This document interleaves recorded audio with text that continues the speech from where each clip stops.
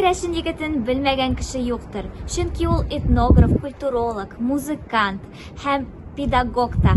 Ул Геннадий Михайлович Макаров. Һәм бүген без Яков Емельянов исемендәге мәдәни үзәккә килеп, аны яңа яктан ачарга тырышырбыз. Киттек!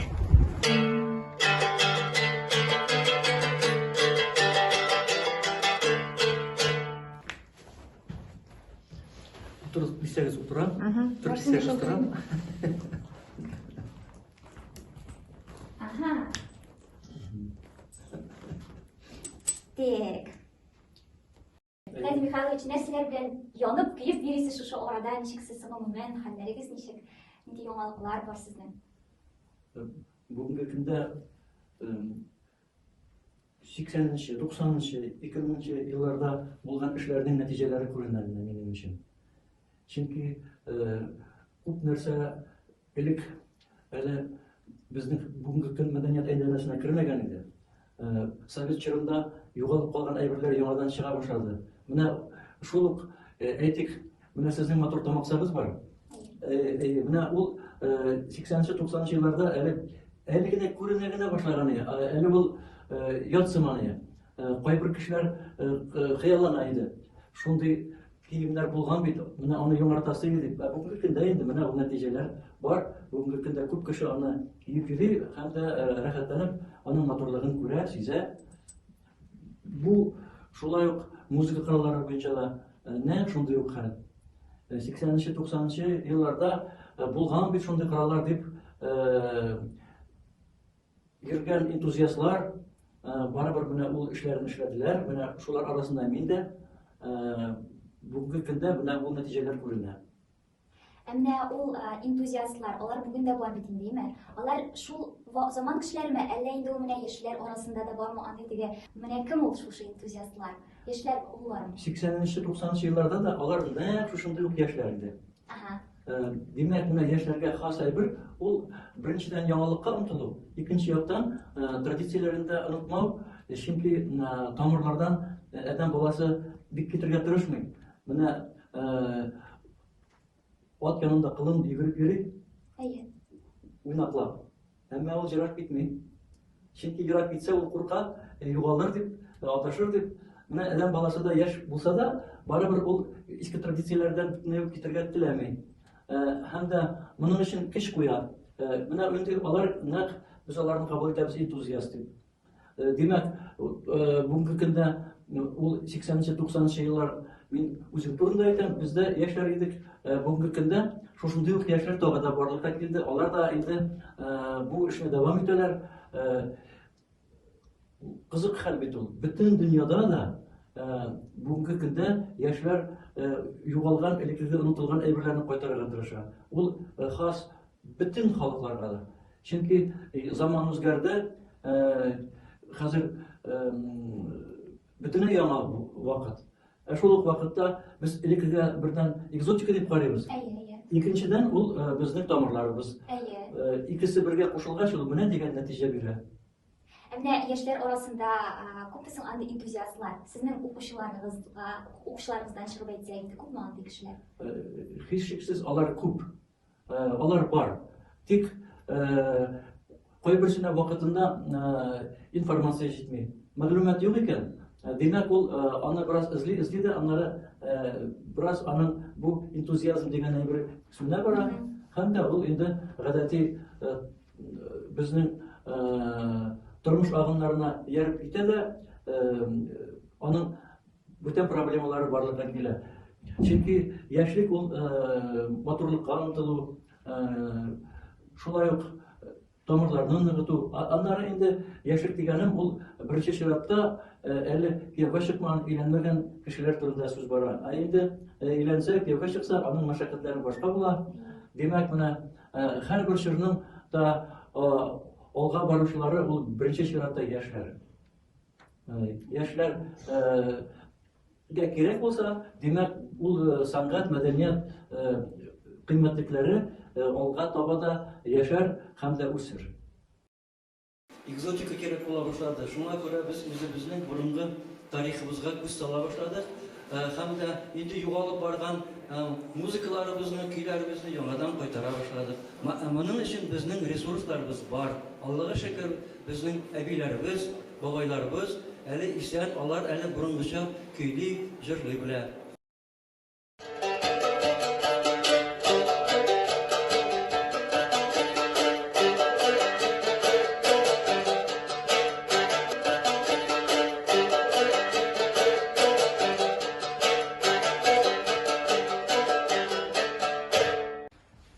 Геннадий Михайлович, монда барсы да сез ясаган инструментлар, эме? Күбесе менә думбралар мин ясаган барса да. Ага. Гөсләләр менә. Аларны да сез ясадыгыз. Әйе. Ә сезнең мастерскоягыз кая икән ул? Минем мастерскойда кухня белән балконда. Ә инструментларны ясарга тоже өйрәтәсезме? Сөйләләм, Мәдәният институтында лекциялар укыганым бар. Ясау буенча инде, эме? Әйе. Ә болай теге өйгә килеп, өйрәтеп, вакыт җитми, билет. Вакытта түгел инде, ул ничектер җайга салынмаган улай бер. Инструментларның милләте юк. Әйе. Әгәр дә кемгәдер ошаса, берәр уен коралы, аны рәхәтләнеп уйный ала. Шуңа күрә аны теге бу кәшинеке, татарныкы, урысныкы дип әйтеп булмый. Менә соңгы интервьюда сездән сораганнар: Геннадий Михайлович, сез кемсең? Сез музыкантмы, этнографмы, педагогмы дип сорыйлар, һәм шул вакытта сез әйтәсез: мин аларны бер бөтен итеп күрәм, әмма мин хәзерге вакытта үземне күбрәк остаз итеп хис итәм дип, име? Менә нинди икән ул остаз Геннадий Михайлович? Һәм ничек килеп җитештегез сез шушы остазлыкка дип әйтик? Һәрбер кеше дә үз тормышында тәҗрибә җыя, туплый, һәм дә шундый бер вакыт килеп җитә. Менә ул байлыкларны яшьләргә тапшырырга омтылу, һәм дә яшьләр дә кирәксенә. Менә бу табигый закончалык дип уйлыйм мин. Әлбәттә, бу очракта менә миңа бик үземне остаз дип әйтергә нигез юк түгел.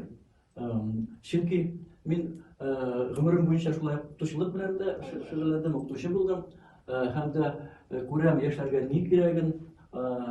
Ул яшьләргә генә түгел, безнең җәмгыятькә кирәк әйберләр шактый күп.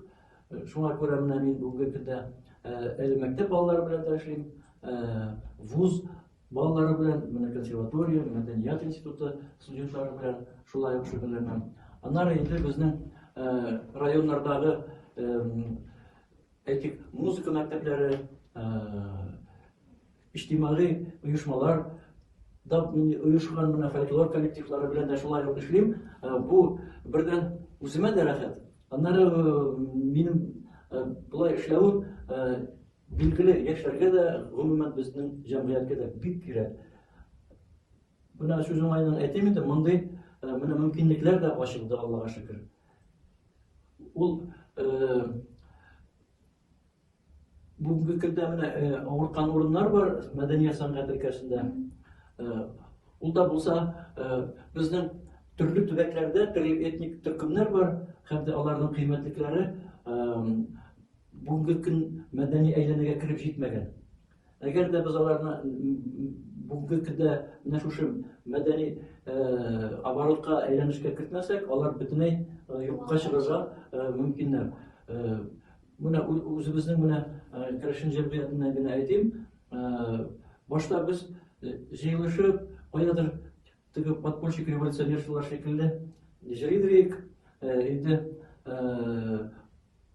Аллага шөкер, аннары безгә әйттеләр, җырмагыз инде булай, оешып, мөмкинлекләр ачылды. Ул халыклар дуслыгы йортында, һәм дә үзебезнең мөмкинлекләр гомумән дәүләт ачып җибәрде, чөнки бу эш дәүләт эше дә.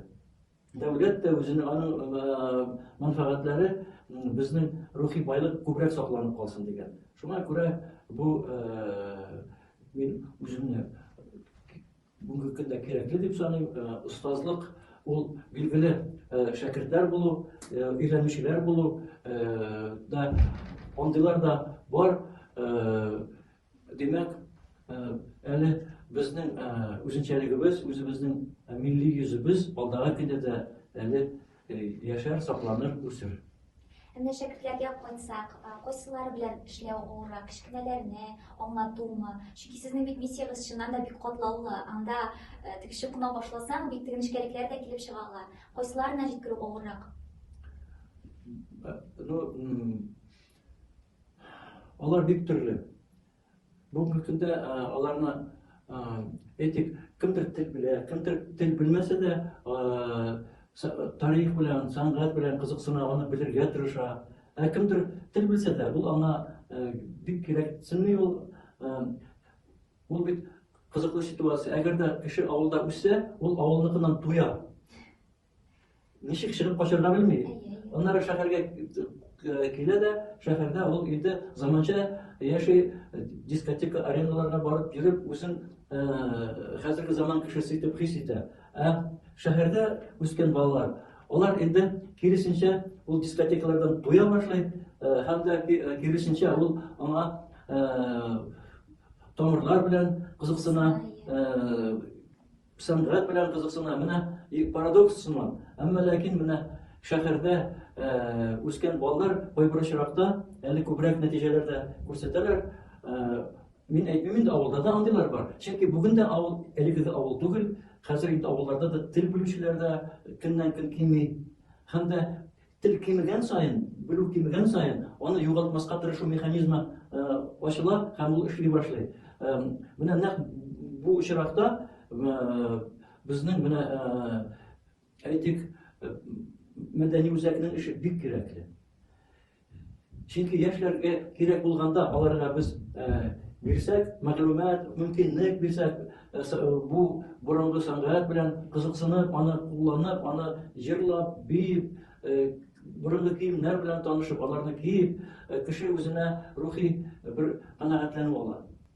Бу очракта нәкъ менә инде тәҗрибә туплаган, инде белемле кешеләрнең кирәклеге һичшиксез. Менә мин үзем дә шулай итеп сизәм.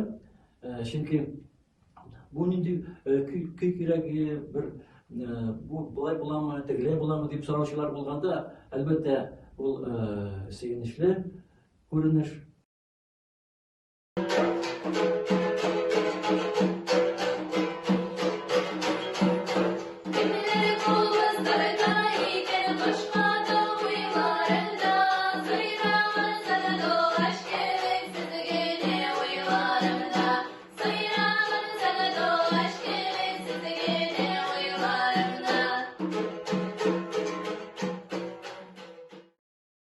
Устаз буларак төп миссиягызны нәрсәдә дип күрәсез, ничек формалаштырыр идегез? Устазлык инде ул менә шушы әйтик, гуманитар өлкәдә дәвамчылар булу дип кайгырту, һәм дә бу эшкә үзләренең сәләте булган, теләге булган яшьләрне тарту, аларга ярдәм итү, аларга үстерергә мөмкинлек бирү. Кайвакытны шулай өмет итеп йөргән яшьләр дә аннары кинәт кенә башка өлкәгә китергә дә мөмкиннәр, андый хәлләр шактый булды. Миңа калса, бу юнәлеш буенча без шулай ук ярдәм булышлык көтәбез үзебезнең шулай ук республикадан, дәүләттән. Чөнки бергәләп эшләсәң генә ул нәтиҗәләр булыр. Моңа чаклы эшләгән эшләр нәтиҗәләре күренә, әмма ләкин әле тагы да эшләсе бар. Чөнки бүгенге көндә инде менә дәүләт документларын укыйбыз, анда да ул милли сәнгатьне үстерү, аның аша безнең дәүләтебезнең патриотик гражданнарын тәрбияләү, алар барысы да бергә бәйле. Бүгенге көндә күп кенә әле программалар менә кызык. Һаман да без Иоганн Себастьян Бах, Гендель, анда Бетховен, Вагнер, он тулып ята. Мин йөзләгән фамилияны әйтә алам. Әмма ләкин безнең Татарстан композиторлары турында мәгълүмат безнең яшьләрдә бик әз. Менә хәтта шундый кызыклы ситуация безнең бүгенге көндә композиторлар союзында менә керәшеннәр арасыннан бер композиторлар союзының бер члены бар. Ул да мин. Бу мин композитор түгел, мин музыка белгече. Бөтен кеше әйтә, менә керәшеннәр алар бик талантлы, шундый җырлыйлар, көй беләләр дип. Бүгенге көндә без бер композитор тәрбияләй алмадык. Менә ул шундый үкенечле әйберләр бар. Бүгенге көндә менә бу өлкәне ничек итеп үстереп җибәрү, бу өлкәдә дә безнең профессиональ композиторлар булсын иде дип тырышу, ул беренче чиратта безнең музыка мәктәпләре белән бәйле. Әгәр дә музыка мәктәпләрендә фольклор, милли музыканы күбрәк игътибар биреп өйрәтсәк балаларга, димәк ул балалар үсеп чыгып композиторлар да булырлар. Әгәр дә без балаларны бу өлкәдә өйрәтмәсәк, шул остазлар белән бәйле иде. Әлбәттә, ул вакытта без бөтенләй бу юнәлешне үстермичә ул сүрелеп китергә мөмкин бөтенләйгә ул.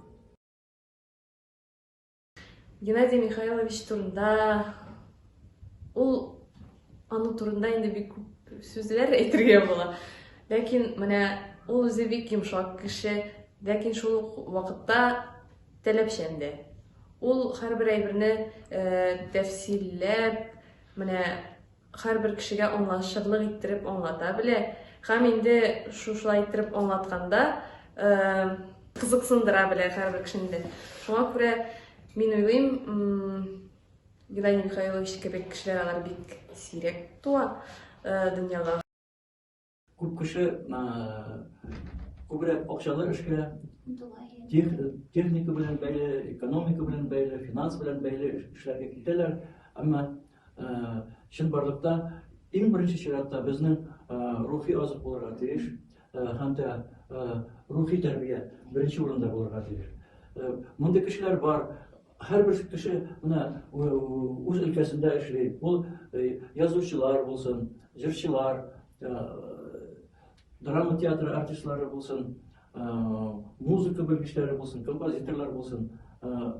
Һәрбер өлкәдә дә андый кешеләр бар, һәм дә алар үзләре булдырылганча эшлиләр. Һәм дә менә безнең мәдәни үзәк бу эшнең бер үзенә күрә координация үзәге. Вообще, такая отличительная черта Геннадия Михайловича, через его песни, через его рассказы можно понять вообще ценности человека, про как себя нужно вести, про какие-то хорошие качества, манеры. И вот за это я очень его уважаю, то, что благодаря песням, кряшинским песням, он может это доносить людям, в первую очередь детям. Немножко удивляешься, как сразу. Булдырып, işte сразу булдырып. Менә шу шайтырабыз, менә монысын монда куябыз. Менә, допустим, менә булай итәбез. Тора бит менә булай. Иә? Аскарагын. Менә бу җилкә урынында булырга тиеш, менә иңс менә булайрак. И шуннан менә Тырнакларды кисергә кирәк түгелме? Юк кирәк түгел.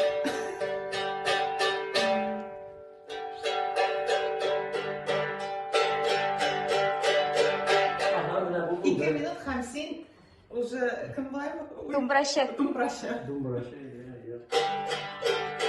Анда шуннан саһаса. Үст астына. Менә монысын монда алайын менә бу. Ул җырга карап күченеп йөридер бит. Иә. Баштан ашабыз. Һәр башабыз. Бер-ике төртәдә.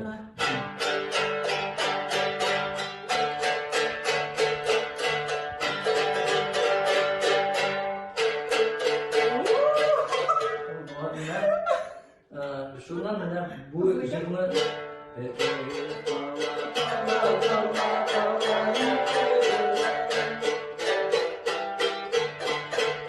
баш бармакны да куябыз. Былай.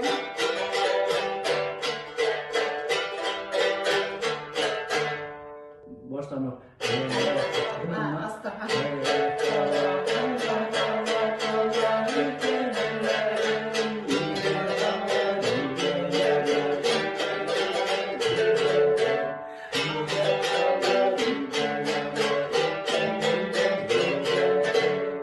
Kızım. Ha, гастрольгә чыгасың инде. Астын.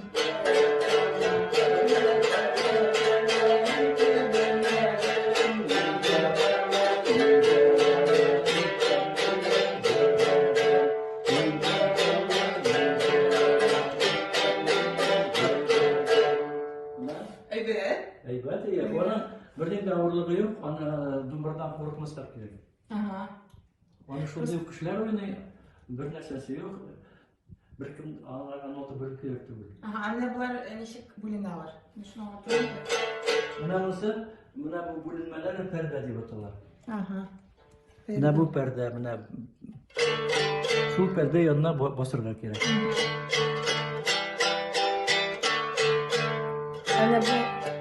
Менә бу кызыл төймәләр нәрсә? Аны ориентир өчен. Шунда басырга кирәк дигәнсезме? Юкмы? Менә шул бәйлекләр янына басырга кирәк.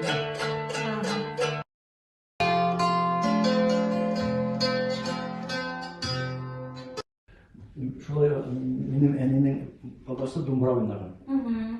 Ул Мәлкәйдән мин аны ишеттем, үземнең дә шулай ук эшләсем килде. Әле үсмер чагында беренче думбра ясаган идем. Билгеле инде мине ятин ачуланган ул вакытта. Юк эш белән шөгыльләнәсең. Файдалы бер эш белән шөгыльләнәсең. Файдалы эшең еш булган икән соң аны Ну, күрәсең, үзенең бер ни булгандыр инде. Фикер булгандыр инде. Ул үзе тимер эшләре буенча, агач эшләре буенча бик устай. Бу инде уен коралы. Соңрак билгеле ул фикердән кайтты. Аннары үзе әйтте, мин дә гомер буе үзем бөслә ясарга теләгән инде. Шуннан менә инде аннары мин барыбер менә аның хыялын тормышка ашырдым. Бөслә дә ясадым, думбарлар да ясыйм. Иң беренче курайны шулай ук әти ясап бергән иде. Рекурманда диләп кисәккә баргач, юкә агачыннан бер ботагын сыдырып алып, аның кабыгын шудыртып, шуңардан беренче курай сыбызгы ясап бергән иде, тишекләре белән көй чыгарды иде. Менә шулай итеп, аннары кызыксына башлагач, менә күп кенә кешеләр гүслә, анда кубыз уйнатып бит инде, думбра уйнаучы кешеләр турында мәгълүмат җыйдым, хәтта үзе думбра кубыз ясаучы кешеләр белән дә күрешергә туры килде. Алар бик әз калган инде. Ул вакытта инде шулай, менә истә калганы Виталий Гапның бабасы, Черкасов Иван, аны Пешник Иван дип, Кубызчы Иван дип әйтәләр. Ул менә хәзер ул исән булса, инде аңарга 123 яшь булыр. Ул заманында ясаган кораллар, аның белән күрештек, сөйләштек. Димәк, кеше үзе дә ясый ала икән дип, тагын менә ул теләк ныгыды. Шулай итеп, Үзе ясаган иде, ул тагын да хәтерләтер инде. Шулай. Кемнән өйрәндегез дип сорасам инде. Мин менә көчле уйнаучылар әле хәзер дә исән, алар бар. Балтай, Шаршар районнарында инде тагы да көчле уйнаучылар белән күрештем, очраштым. Ул Зәй районында булды шулай ук. Аннары Нагайбек районында аларда шулай ук әле көчле уйнаучы Федоров Матвей белән шундый бер карт, әле ул 19 гасырда туган кеше. Ул хан кызы менә Кәтүк Түти шундый көйләрне көчледә уйнап җырлады. Әмма шулай устаз темасына кайтыйк инде, сезгә тәҗрибәле кеше буларак, төрле кешеләр ярдәм сорап киләләр инде. Ниндирәк киңәшләр сорыйлар сездән, нинди киңәшләр бирәсез һәм Үзегезнең укучыларыгызга да төп нинди фикер калдырырга тырышасыз икән бу эшләрендә? Беренче чиратта, менә музыка буенча сораулар булганда, мин әйтәм, һәрбер үзен шушы өлкәдә иҗат итәргә тырышкан кешенең үзенең кечкенә булса да фонотекасы булырга тиеш. Хәзер аңарга аппаратура бар. Һәрбер авылда яшәсең, үз авылыңдагы бөтен электрикиләрне язып ал. Каядыр китапханәләрдә эзләп йөрмә. Үзеңнең районыңдагы, туганнарыңдагы бөтен булган көйләрне язып ал, һәм дә аларны өйрәнеп дәвам итәргә тырышу кирәктер. Иң беренче менә киңәшләр шул.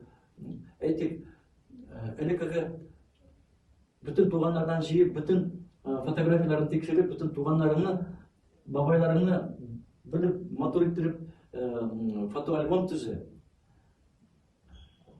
Менә ул бик дөрес юл булыр иде. Сораулар күп инде менә бу шул ук костюмнар турында менә әйттем инде менә. Һәрбер төбәкнең үз әйтик тәмле урыннары була, беркемгә бер каяда булмаган. Менә шуларны табып, шуларны чыгарырга кирәк. Инде ательега барып тектерсәң, алар нә теге лайш птица фабрикасы шикелле, яисә питречники шикелле барысы бер-берсенә охшаган костюмнар киеп, аның тәме дә калмый, кызыгы да калмый. Шуңа күрә ательега ышанып булмый. Менә бит тектеләр. Соң бу нәрсә? Хоккейный команданың баш киемесең? Теге хоккеистларның башларына кия бит теге.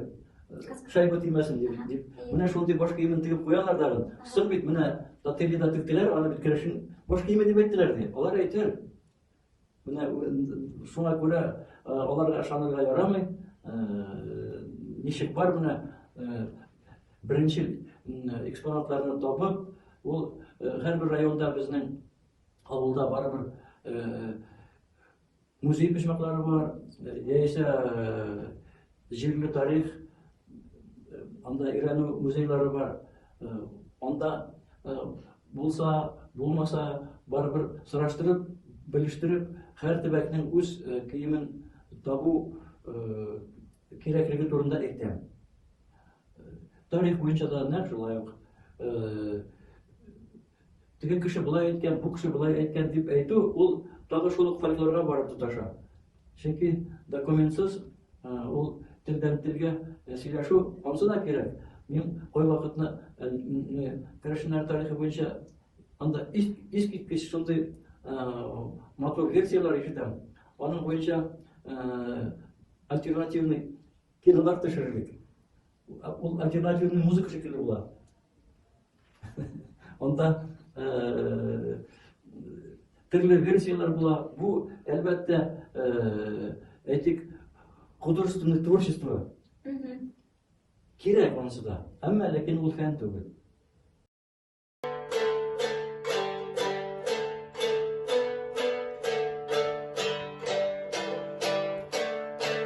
Тигез генә әйтеп менә.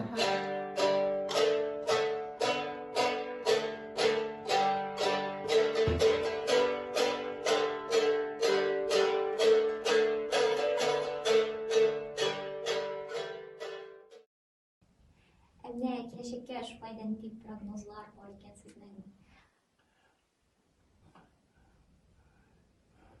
Бүгенге көндә прогноз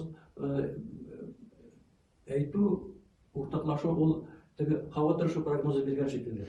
Ул төрлечә булырга мөмкин. Төрле фикер, төрле кеше. Сезнеңчә менә? Менә минемчә ул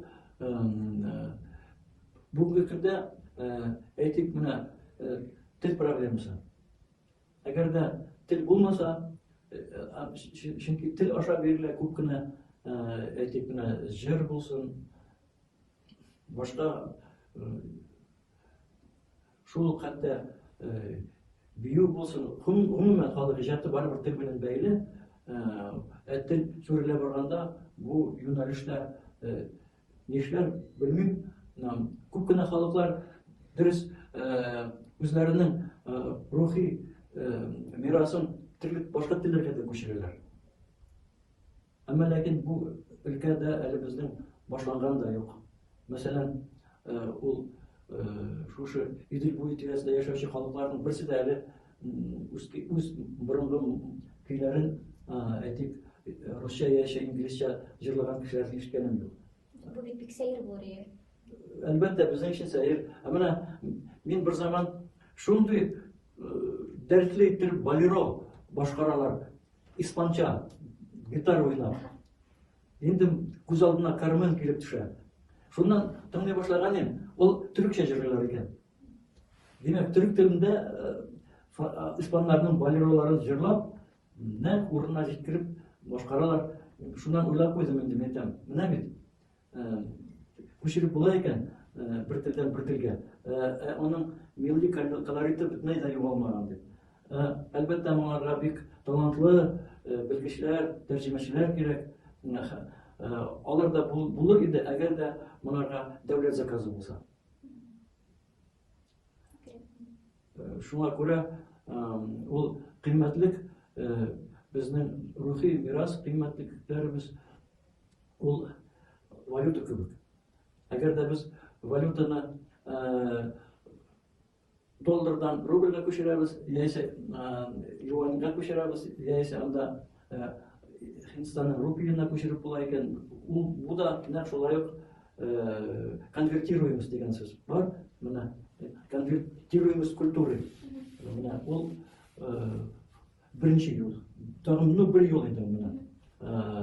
Икенче юл инде билгеле барбыр әйткәнемчә тырышып, соңгы сулышка кадәрле үзебезнең традицияләрне саклау, аларны бетермәү, моның өчен мөмкинлекләр бар. Әмма ләкин дөнья күрсәтер, ничек булыр. Алдагы көндә безнең язмыш ул һичшиксез билгесез. Без инде шул теләп кенә калабыз, тырышабыз. Әгәр дә әйтүемчә менә остазлар бирә алса, яшьләр аны ала алса, димәк әле безнең киләчәгебез бар. Геннадий Михайлович, менә шушы олы бик эчтәлекле эшегездә, сезнең үзегездә созларыгыз булгандыр инде, мастерларыгыз, андый кешеләрне атап китегез әле миңа. Иң беренче созлар дип уйлыйм минем әти-әни, әбием. Аннары инде миңа бик тәэсир иткән кешеләр, шулай ук мәктәп елларында, укытучыларымда, аннары Әлмәт музыка училищесында укыган елларда